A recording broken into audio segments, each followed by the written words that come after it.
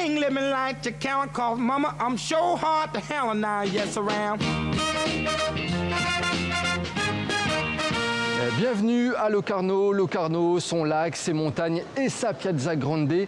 Une édition 2018 haute en couleurs et en personnalité. On attend notamment Meg Ryan, Jean Dujardin ou encore Mélanie Laurent. Hier, c'est l'acteur français Jérémy Régnier qui est venu présenter son dernier film, L'Ordre des médecins. Un film très bien accueilli par le public. Ici, l'histoire d'un docteur qui doit faire face à l'hospitalisation de sa mère. Tout à l'heure, c'est tout ce qu'ils m'ont laissé aux urgences à Montreuil. Une tumeur au niveau du lobe supérieur. A priori, aucun organe vital n'est touché. T'as mangé au moins? Ouais, c'était délicieux. Oui, papa. Elle est où, là? Non, mais n'importe quoi, SOS médecin. Non, tu l'amènes ici. Ah, alors, ta mère est de retour, il paraît? Bon, alors qu'il est, il n'y a rien à faire de plus, hein, surtout dans l'état où elle était ces jours-ci. J'ai commencé à écrire ce film quelques mois après la mort de ma mère. Et je me suis très largement inspiré de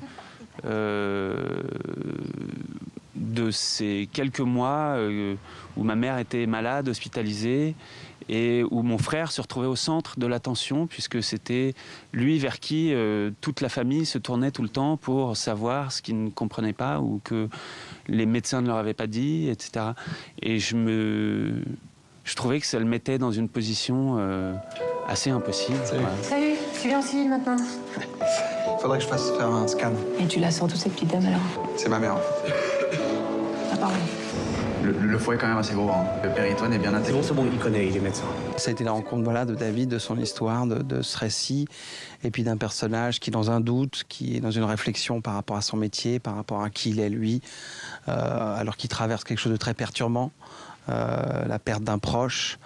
Et voilà, et tout ça m'a forcément touché. Et je pense qu'au-delà du milieu hospitalier dans lequel baigne le personnage, et ce que ça raconte là-dessus, c'est vraiment le lien entre un fils et une mère.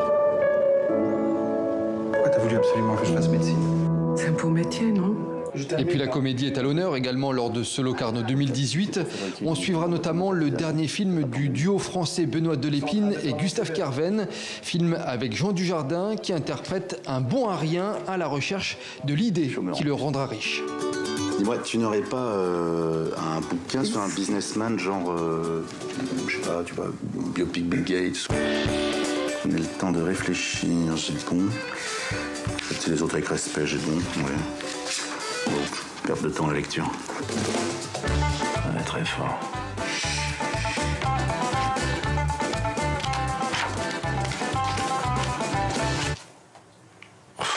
Ça, c'est fort, ça.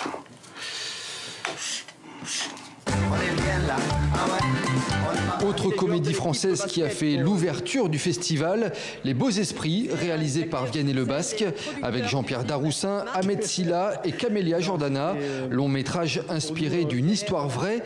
Pour participer aux Jeux paralympiques, un entraîneur de basket décide de compléter son effectif par des joueurs valides, sans rien avouer à personne. Moi, ce que j'ai vu, c'est la possibilité de faire un film à la fois drôle et touchant sur le handicap mental, par un angle hyper original et très politiquement incorrect, sans jamais tomber dans la bien-pensance, la mièvrerie, et pourtant de dire des choses positives. Et je pense que ça correspond aux valeurs humaines que le festival avait envie de placer au centre de cette édition.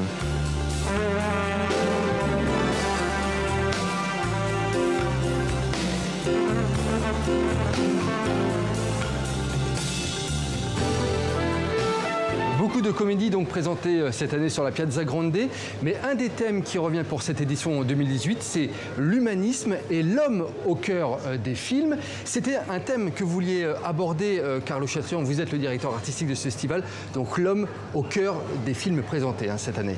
Mais oui, c'est ça qu'on voulait délivrer au public. Je pense qu'il n'y a pas de contradiction entre des films légers, des films qui font rire et d'autres films qui font réfléchir, qui font penser.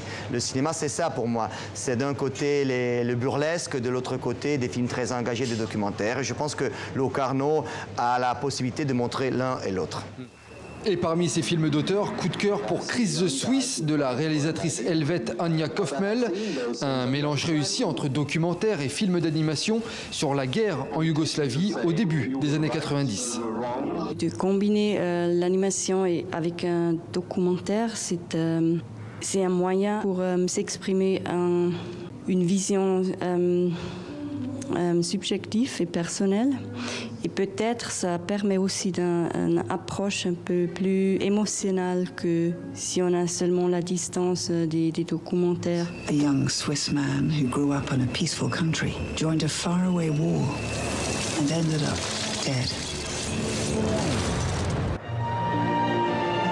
Chaque soir, ici sur cette Piazza Grande, on attend entre 2000 et 4000 spectateurs. Locarno, en tout cas, c'est un public de connaisseurs. Il n'est pas rare de voir certains spectateurs arriver 3 ou 4 heures avant la projection d'un film.